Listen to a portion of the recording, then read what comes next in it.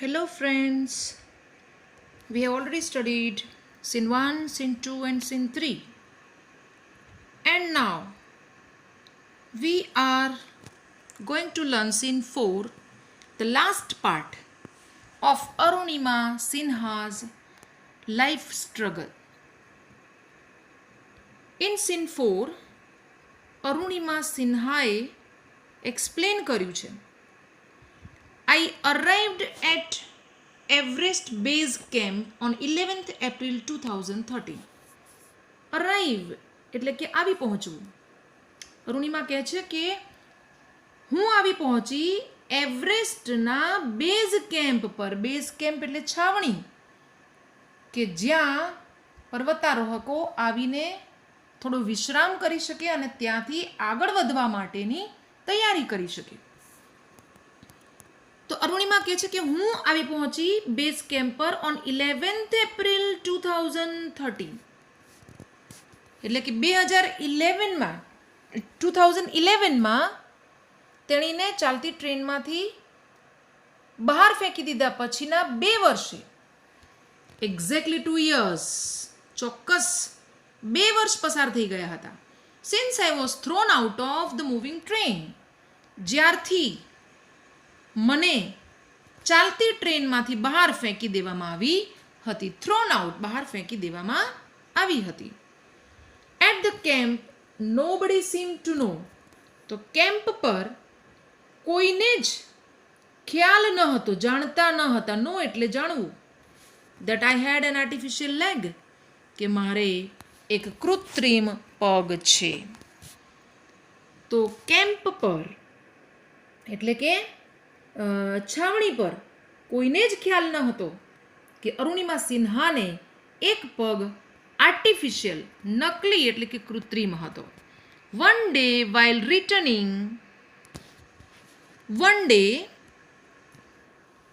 Returning, તો એક દિવસ પાછા ફરતા my left leg got wet, મારો ડાબો પગ એટલે કે કૃત્રિમ પગ ગોટ વેટ ભીનો થઈ ગયો.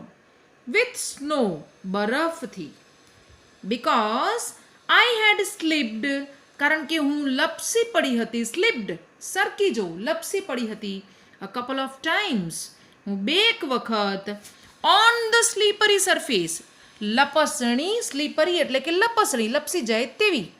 સરફેસ સપાટી, તો લપસણી સપાટી પરથી હું 2 વાર લપસી પડી હતી. એના કારણે મારો પગ બરફથી, સ્નો બરફથી, વેટ ભીનો થઈ ગયો હતો. નેક્સ્ટ મોર્નિંગ, બીજા દિવસે સવારે. નેક્સ્ટ મોર્નિંગ,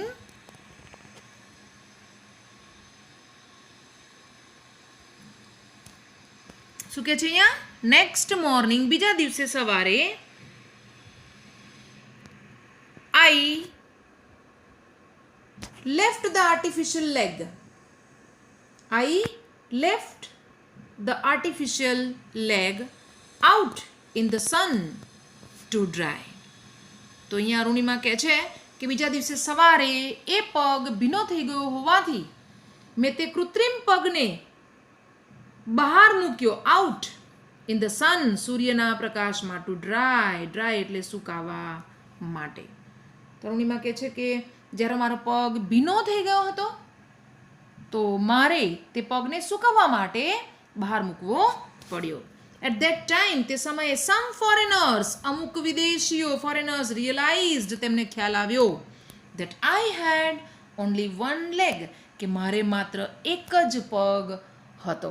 જ્યારે મેં મારો નકલી પગ કાઢીને બહાર સૂકવવા માટે મૂક્યો ત્યારે મારી સાથેના જે બીજા ટીમ મેમ્બર્સ હતા, એ ફોરેનર્સ હતા, એમને ખ્યાલ આવી ગયો કે અરુણિમાને તો માત્ર એક જ પગ હતો.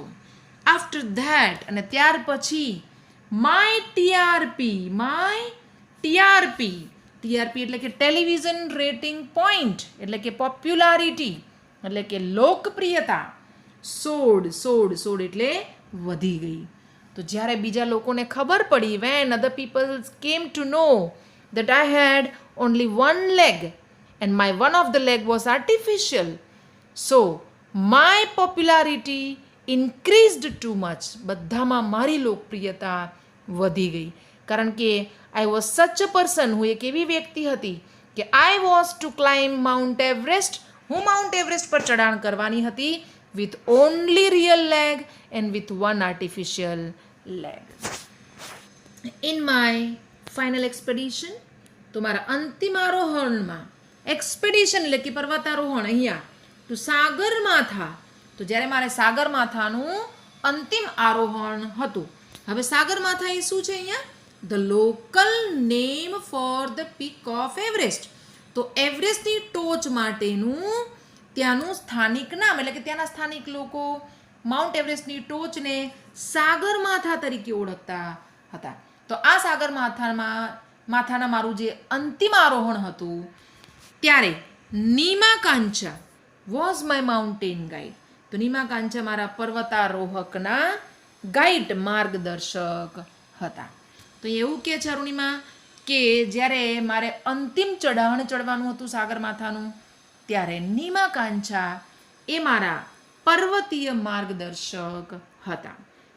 હી was a nice and helpful Nepalese man. તે ખૂબ સારા અને મદદરૂપ થાય તેવા નેપાળી માણસ હતા. હુ યુઝ ટુ સ્કોલ્ડ મી. તેઓ મને ઘણીવાર ઠપકો આપતા, સ્કોલ્ડ મી. એટ ટાઈમ્સ, ઘણીવાર, વેન અપસેટ, જ્યારે પણ હું તંગ થઈ જતી હતી, જ્યારે પણ હું કોઈક બાબતથી પરેશાન થઈ જતી, રાઈટ, ત્યારે નીમાકાંચા કે જે મારા ગાઈડ હતા તેઓ મને ઘણીવાર સ્કોલ્ડ એટલે કે ઠપકો આપતા હતા. સો આ બંને પેરેગ્રાફને કદાચ તમે ખૂબ સારી રીતે સમજી ગયા હશો. Now let us move to the next paragraph. The last trek of the peak of Everest began. તમારો છેલ્લો માર્ગ જે હતો, ટ્રેક, પીકનો, ટોચનો, એવરેસ્ટનો, તે શરૂ થયો. તો એવરેસ્ટ ચડવા માટેનો મારો જે છેલ્લો માર્ગ હતો તે શરૂ થયો. It was a very dangerous narrow path. હવે જે અંતિમ માર્ગ હતો તે ખૂબ ડેન્જરસ, ભયજનક, ખતરનાક, નેરો, એકદમ સાંકડો, નેરો એટલે કે સાંકડો પાથ, માર્ગ હતો. આઈ સ્લિપ્ડ. હવે જુઓ, અરુણિમા કહે છે કે જ્યારે હું આ સાંકડા માર્ગ પર ચઢાણ કરતી હતી ત્યારે આઈ સ્લિપ્ડ, હું લપસી પડી, એન્ડ ફેલ વન્સ, અને એકવાર તો હું પડી ગઈ. Even my oxygen was running out, અને ત્યારે મારો ઓક્સિજન પણ ખતમ થઈ રહ્યો હતો. રનિંગ આઉટ એટલે કે ખતમ થઈ રહ્યો હતો. ટુ રન આઉટ એટલે પુરવઠો ખલાસ થઈ જવો. તો અહીંયા અરુણિમા કહે છે કે જ્યારે હું છેલ્લા તબક્કામાં હતી ચઢાણના, ત્યારે મારો ઓક્સિજનનો પુરવઠો પણ ખતમ થઈ રહ્યો હતો. I was struggling. હું સંઘર્ષ કરી રહી હતી. With my paining leg. મારા દુખતા, દર્દ થતા પગની સાથે. એક પગ જે નકલી હતો તે પગમાં દુખાવો થઈ રહ્યો હતો અને તેની સાથે હું ઉપર ચડવા માટે સંઘર્ષ કરી રહી હતી. My Sherpa said I must quit. તો મારા શેરપા એટલે અહીંયા કોણ? નીમાકાંચા. એ કહે છે કે આઈ મસ્ટ ક્વિટ, હવે મારે છોડી દેવું જોઈએ, એટલે કે મારે હવે આગળ વધવાનું ક્વિટ કરી દેવું જોઈએ, છોડી દેવું જોઈએ. બટ આઈ ન્યૂ, પરંતુ હું જાણતી હતી that there was no going back. હવે કોઈ જ પાછો જવા માટેનો રસ્તો ન હતો. I pushed forward. મેં મારી જાતને આગળ વધારી, આગળ ધકેલો માર્યો, આગળ વધારી. I pushed forward. Though my Sherpa kept insisting. મારા શેરપા મને આગ્રહ કરતા હતા, ઇન્ઝિસ્ટ કરતા હતા that I should return, કે મારે હવે પાછું ફરી જવું જોઈએ. જ્યારે મારા પગમાં સખત દુખાવો થતો હતો, હું આગળ વધવા માટે સંઘર્ષ કરી રહી હતી, ત્યારે મારા શેરપા નીમાકાંચા મને સતત સમજાવતા રહ્યા કે હવે તું આગળ વધવાનું છોડી દે, હવે તારે હવે રિટર્ન પાછું ફરી જવું જોઈએ. I have enough oxygen to reach the summit and I hoist the country's flag. ત્યારે મેં કહ્યું કે મારી પાસે પૂરતો ઓક્સિજન છે ટુ રીચ ધ સમિટ, ટોચ પર પહોંચવા માટે, and host the countries flag, અને દેશના ફ્લેગ, રાષ્ટ્રધ્વજને હોસ્ટ, ફરકાવવા માટે. વોટ હેપન્સ આફ્ટરવર્ડ્સ, ત્યાર પછી શું થશે? Doesn't matter any more. તેનો મને કંઈ જ વાંધો નથી. I told Nima Kancha firmly. મેં મક્કમતાથી નીમા કાંચાને કહી દીધું. તો જ્યારે મને મારા શેરપા સમજાવે છે કે હવે તારે પાછું ફરી જવું જોઈએ, ત્યારે મેં મક્કમતાપણે નીમા કાંચાને સ્પષ્ટ કહી દીધું. આઈ told I have enough oxygen to reach the summit. Summit સુધી પહોંચવા માટે મારી પાસે પૂરતો ઓક્સિજન છે અને હું દેશના રાષ્ટ્રધ્વજને ફરકાવી શકું. અને ત્યાર પછી શું થશે, ઓક્સિજન રહેશે કે નહીં રહે, એનો મને કોઈ જ વાંધો નથી. રિમેમ્બર, હવે સમજાવે છે અહીંયા અરુણિમા સિન્હા કે remember, no one can defeat you. જો આ મિત્રો આપણા માટે પણ લાગુ પડે છે, આપણા બધા માટે આ શીખ છે કે no one can defeat you. કોઈ જ વ્યક્તિ આપણને હરાવી શકે નહીં.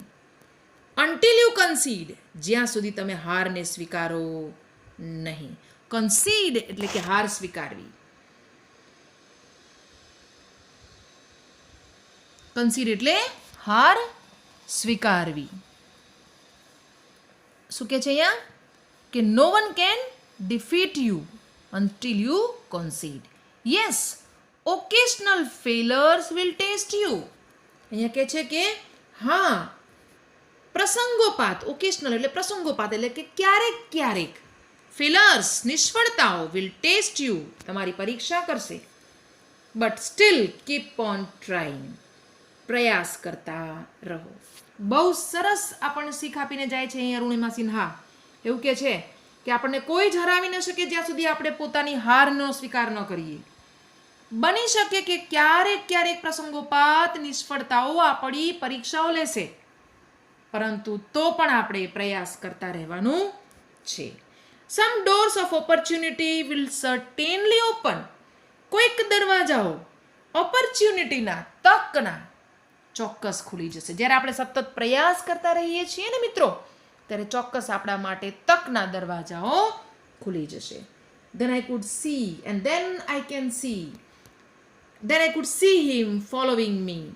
હવે જ્યારે હું આવું સમજાવું છું એમને પણ, ત્યાર પછી મેં જોયું કે તેઓ પણ મને અનુસરી રહ્યા હતા.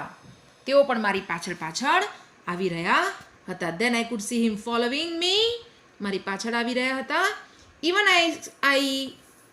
as I continued, જ્યારે મેં આગળ કન્ટિન્યુ કર્યું, ચાલુ રાખ્યું, ટુ ડ્રેગ માય સેલ્ફ, મારી જાતને ખેંચીને લઈ જવા માટે, ટુ ધ ટોપ, ટોચ સુધી. તો જ્યારે મેં એમને આવું સમજાવ્યું અને આગળ જ્યારે હું વધવા લાગી, મારી જાતને ડ્રેગ, હું ઢસડાઈને પોતાની જાતને ખેંચવા લાગી, ત્યારે મેં જોયું કે નીમા કાંચા પણ મારી પાછળ હતા. The drag walk drag. શું કે છે? ડ્રેગ વોક ડ્રેગ એટલે કે સતત ઘસડાઈને ચાલતા રહેવાની જે મારી પ્રક્રિયા હતી, એટલે કે જ્યારે હું મારી જાતને ખેંચીને લઈ જઈ રહી હતી, continued till it finally happened, જ્યાં સુધી અંતમાં હું ટોચ પર ન પહોંચી ગઈ ત્યાં સુધી. તો મારું આજે ડ્રેગ વોક હતું, સતત ખેંચીને ચાલવાનું, તે ચાલુ રહ્યું જ્યાં સુધી હું મારી ટોચ પર ન પહોંચી ગઈ. નેક્સ્ટ પેરેગ્રાફમાં, the top is a small 20 × 20 inches ice table. હવે કહે છે કે જે ટોચ પર હું પહોંચી, ટોપ, એ નાનકડું 20 બાય 20નું 20 × 20 આઈસ ટેબલ હતું. પર્વતનું એક ટેબલ હતું. ટેબલ એટલે આપણા ઘરમાં જે ટેબલ હોય છે એવું ટેબલ નહીં. અહીંયા ટોચ એટલે કે 20 બાય 20ની એક સપાટી હતી. હવે 20 બાય 20 એટલે તમે પણ અનુમાન લગાવી શકો છો કે આપણા ઘરના જે રૂમ હોય 12 બાય 12, 12 × 12, 15 × 12, એના પરથી તમે અંદાજો લગાવી શકો છો કે 20 × 20 કેટલું હશે. I saw several flags of various countries. જ્યારે હું ટોચ પર પહોંચી ત્યારે મેં જોયું કે ઘણા બધા ધ્વજો ઓફ વેરિયસ કન્ટ્રીઝ, વિવિધ દેશોના, ફ્લટરિંગ, ફરકી રહ્યા હતા, પ્રાઉડલી, ખૂબ ગર્વથી. તો ફ્લટર એટલે ફરકાવું, લહેરાવું. તો જ્યારે હું ટોચ પર પહોંચી ત્યારે મેં જોયું કે વિવિધ દેશોના, મેની કન્ટ્રીઝના જે ફ્લેગ્સ હતા, જે ધ્વજ હતા તે ફ્લટર થઈ રહ્યા હતા, લહેરાવી રહ્યા હતા ખૂબ ગર્વથી. આઈ હેડ લીવડ ધીસ મોમેન્ટ. અને જ્યારે હું ટોચ પર પહોંચી અને જ્યારે મેં રાષ્ટ્રધ્વજને ફરકાતા જોયા ત્યારે એક ક્ષણને મેં જીવી લીધી. સો મેની ટાઈમ્સ, એટલી બધી વખત ઇન માય માઇન્ડ, મારા વિચારોમાં, મારા મગજમાં. there I did not have to be told, કે મને કહેવાની જરૂર ન હતી. that finally, અંતે છેવટે I had arrived, કે હું ટોચ પર હવે પહોંચી ગઈ હતી. જ્યારે આ લહેરાતા ધ્વજોને મેં જોયા ત્યારે એક ક્ષણને મેં એટલી બધી વખત જીવ્યું કે મને હવે કહેવાની જરૂર ન હતી કે હું માઉન્ટ એવરેસ્ટની ટોચ પર હું પહોંચી ગઈ હતી.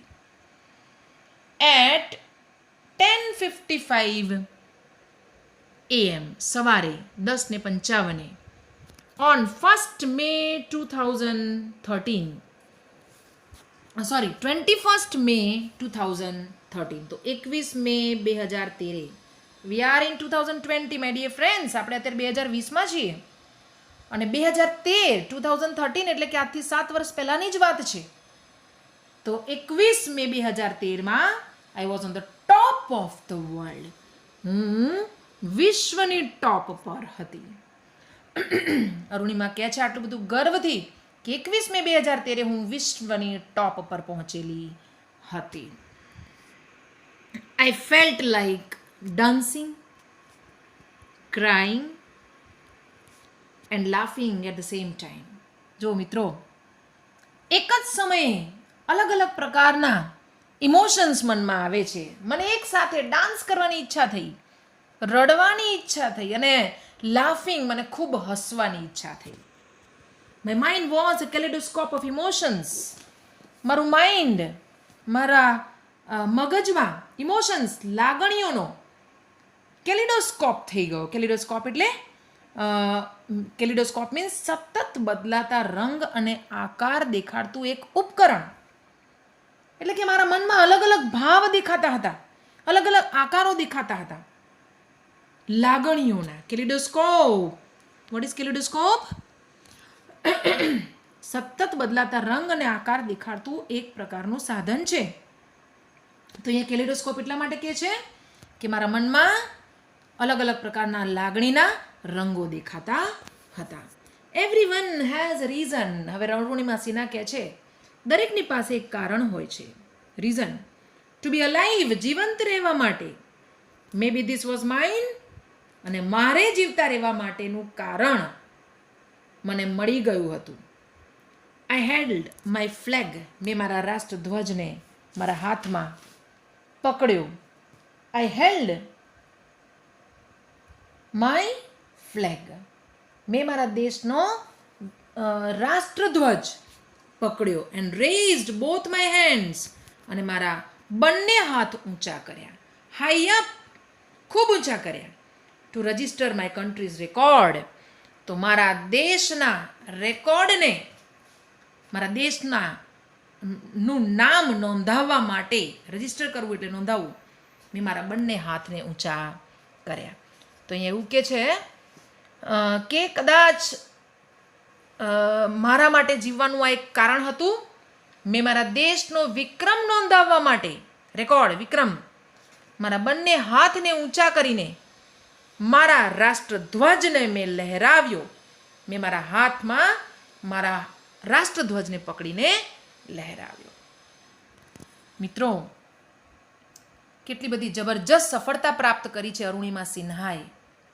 ધો શી હેડ એન આર્ટિફિશિયલ લેગ. વિચાર તો કરો યાર, આપણે 1 કિલોમીટર ચાલવું હોય આપણા બંને પગ વડે, બંને પગ છે આપણા સાજા સારા, 1 કિલોમીટર ચાલવું હોય ને તો પણ આપણે વ્હીકલ લઈને જઈએ છીએ, ચાલતા જતા નથી. Just imagine this girl of 24, though she had artificial leg, she climbed Mount Everest and she was the first female amputee to hold the record of our country. So this was the lesson. આ આપણો lesson હતો અરુણિમા સિન્હાના જે 4 દ્રશ્યો તેણીએ પોતાના શબ્દોમાં વર્ણવ્યા છે તે લેસનને આપણે ભણી ગયા. આશા રાખું છું I hope you have understood it properly and you will have to attend the test from this lesson. ડિટેલમાં ભણવા માટે, વધારે અભ્યાસ કરવા માટે તમને ટેક્સ્ટ બુકમાં એક્સરસાઇઝ આપેલી છે. જુઓ, કોમ્પ્રિહેન્શનમાં 1.1, પછી 1.2, 1.3, 1.4, 1.5, આ બધી જ એક્સરસાઇઝ તમારે જાતે on your own you have to understand and fill up this exercise from the text book. એક્સરસાઇઝમાં તમને સૌથી પહેલાં 1.1માં પોતાની જાતે જ જો આપેલું છે, you are given in the instruction, answer the questions in your own sentences, પોતાના શબ્દોમાં, ઇન યોર ઓન સેન્ટેન્સીસ, પોતાના વાક્યોમાં તમારે આન્સર્સ લખવાના છે. તો તમને પણ ઇન્સ્પિરેશન આપીને જાય એવી આ સ્ટોરી છે અને આન્સર્સ તમારે જાતે લખવાના છે. 1.2માં પણ એક્સરસાઇઝમાં જે સેન્ટેન્સીસ આપેલા છે એ સીનના તમારે નામ લખવાના છે, નંબર લખવાના છે, પછી મેચ ધ ફોલોવિંગ કરવાનું છે. ઇફ યુ પેડ અટેન્શન, જો તમે લેસનમાં ધ્યાન આપ્યું હશે તો તમે આરામથી આ એક્સરસાઇઝીસ અટેન્ડ કરી શકશો. So wish you all the best for your unit test.